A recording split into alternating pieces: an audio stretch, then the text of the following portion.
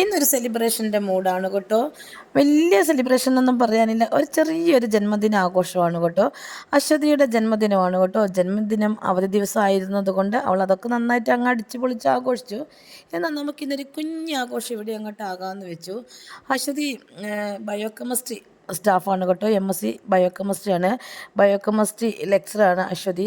അങ്ങനെ അശ്വതിയുടെ ജന്മദിനം ബാക്കി എല്ലാവരും കൂടെ അവരുടെ സഹപ്രവർത്തകരായിട്ട് ചെറിയ തോതിലൊന്ന് ആഘോഷിച്ചതിൻ്റെ സന്തോഷ നിമിഷങ്ങളാണ് കേട്ടോ. എൻ്റെ ഇന്നത്തെ കുഞ്ഞ് വീഡിയോ. നിവേദിതയും അതുപോലെ ജമീലയും ഞാനും ഉഷാമിസും പിന്നെ സംഗീതയും ഞങ്ങളെല്ലാവരും ഉണ്ട്. ഞാൻ പിന്നെ രേഷ്മ ഇന്ന് ലീവായിരുന്നു കേട്ടോ. അങ്ങനെ രേഷ്മയും ബാക്കിയുള്ളവരൊന്നും ഇല്ല, ഞങ്ങൾ മാത്രമേ ഉണ്ടായിരുന്നുള്ളൂ. അങ്ങനെ ഞങ്ങളെല്ലാവരും കൂടി നിർത്താതെ അങ്ങ് കൈയടിച്ചങ്ങ് പ്രോത്സാഹിപ്പിക്കുകയാണ് കേട്ടോ. പിന്നെ നമുക്കൊരു സന്തോഷമാണല്ലോ. പിന്നെ അതുകൂടാതെ നമ്മളിങ്ങനെ അങ്ങനെ മുട്ടിക്കോടിരിക്കുന്നു, നമ്മുടെ ബ്ലഡ് സർക്കുലേഷൻ അങ്ങോട്ട് കൂടും. അങ്ങനെ ബ്ലഡ് സർക്കുലേഷൻ അങ്ങോട്ട് കൂടുമ്പോൾ നമുക്ക് കുറച്ച് സൗന്ദര്യം അങ്ങോട്ട് വർദ്ധിക്കും. ഞാൻ എൻ്റെ ഭാഷയെ പറഞ്ഞതാണ് കേട്ടോ. അങ്ങനെ ഇനിയും സൗന്ദര്യം വർദ്ധിക്കാൻ ആരും കൈയടിച്ചുകൊണ്ടിരിക്കുകയൊന്നും വേണ്ട കേട്ടോ. ഞാൻ എൻ്റെ ഒരു ആഗ്രഹവും പിന്നെ എൻ്റെ ഒരു വിശ്വാസവും കാര്യങ്ങളൊക്കെയാണ് കേട്ടോ. അങ്ങനെ അതുകൊണ്ട് നമുക്കങ്ങോട്ട് കുറച്ച് സമയം കൈയടിച്ചിക്കാമെന്ന് ഞങ്ങളങ്ങ് തീരുമാനിച്ചു. അങ്ങനെ ഞങ്ങളെല്ലാവരും കൂടി നിർത്താതെ കൈയൊക്കെ അടിച്ചങ്ങ് പ്രോത്സാഹിപ്പിച്ചു.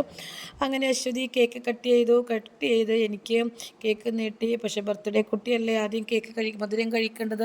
അങ്ങനെ നമ്മൾ ബർത്ത്ഡേ കുട്ടിക്ക് തന്നെ മധുരം നൽകി. പിന്നെ ഓരോരുത്തർക്കും അശ്വതി മധുരം നൽകി. എല്ലാവരും അശ്വതിക്കും സന്തോഷപൂർവ്വം മധുരം നൽകി. അങ്ങനെ എല്ലാവരും മധുരം കഴിക്കുകയും നല്ലൊരു നിമിഷം പങ്കിടുകയും ചെയ്തു. അങ്ങനെ സംഗീത ഓടി വരുന്നുണ്ട് കേട്ടോ. അങ്ങനെ സംഗീതയ്ക്കൊക്കെ വളരെയധികം സന്തോഷം തോന്നി. നല്ലൊരു നിമിഷമാണല്ലോ.